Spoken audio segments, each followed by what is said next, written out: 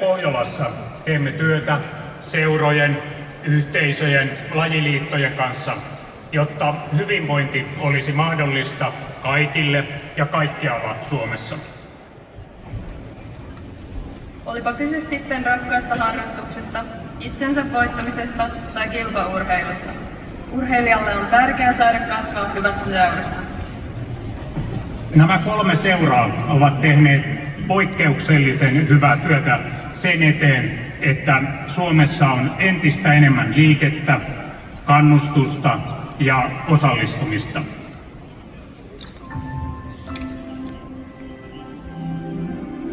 Aistisport on seura, jossa vammaiset ja vammattomat harrastavat ja toimivat yhdessä tasavertaisesti ja toisiaan kehittäen. Seuraa olivat perustamassa toimintarajoitteiset itse, ja sen motto "Meillä kaikilla on unelma" näkyy kaikessa tekemisessä. Aistisport avaa ovia liikuntaan ja urheiluun niille, joille se ei ennen ollut mahdollista. Harrastajat ovat löytäneet seuran kautta merkityksen, yhteisön ja jopa uuden ammatillisen polun. Seura on myös auttanut monia käsittelemään vammautumista ja sopeutumaan elämään sen kanssa. Jämsän retkiveikot on seura, jossa sama polku kantaa lapsuudesta veteraaniksi. Seurassa kaikki liikkuvat yhdessä. Toiminta ulottuu aina hipposuunnistuskoulusta kansainvälisiin mitaleihin. Viime elokuussa Inka Nurminen voitti sprinttisuunnistuksen EM Bronssia. 98-vuotias Sole Nieminen on puolestaan maailman vanhin aktiivisuunnistaja. Vaikka seurasta löytyy menestyneitä urheilijoita, kyseessä on koko perheen ja yhteisön seura. Kuntorastit, talkoot ja seurailla luovat jatkuvuutta sekä yhdistävät ihmiset ja sukupolvet. Tunturikiekko on Suomen pohjoisin jääkiekkoseura. Se loi oman Ivalo-liigan. Se tuo kiekkoyhteisön yhteen satojen kilometrien välimatkoista huolimatta.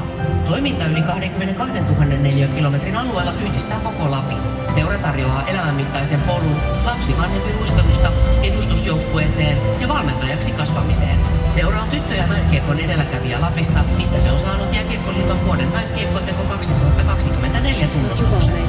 Kaiken mahdollistavat ammattimainen johtaminen ja sukupolvia ylittävä vapaaehtoistyö, joka on seurayhteisön selkäranka.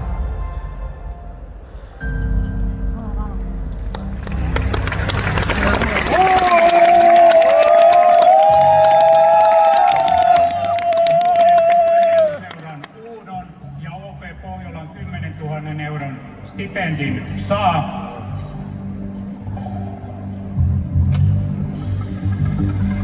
Aistisport.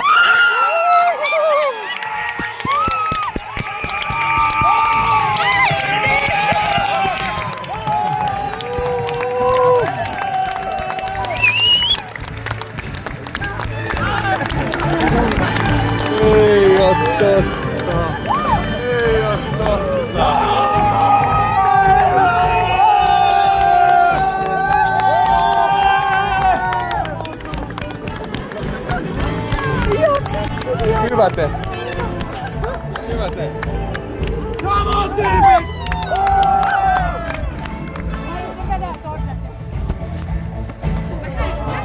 Menes makke tuolla. En mä ihan kuitenkaan.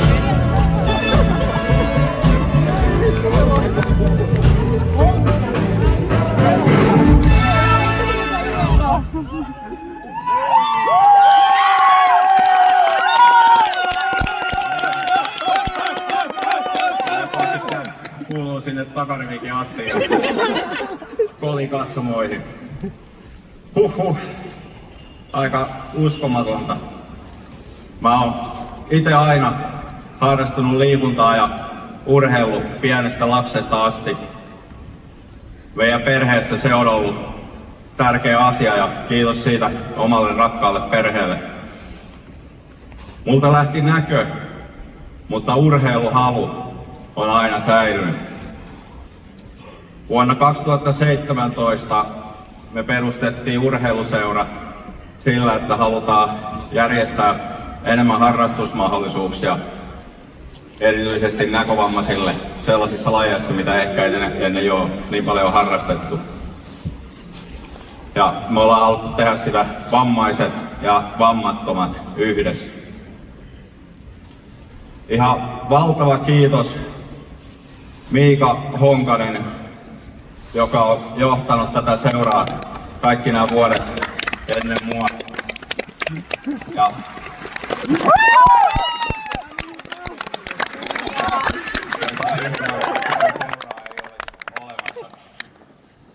Kiitos kaikki perustajajäsenet, Jani, Allu, Ville, kaikki hallituksessa toimineet aktiiviset varsinaiset ja varajäsenet.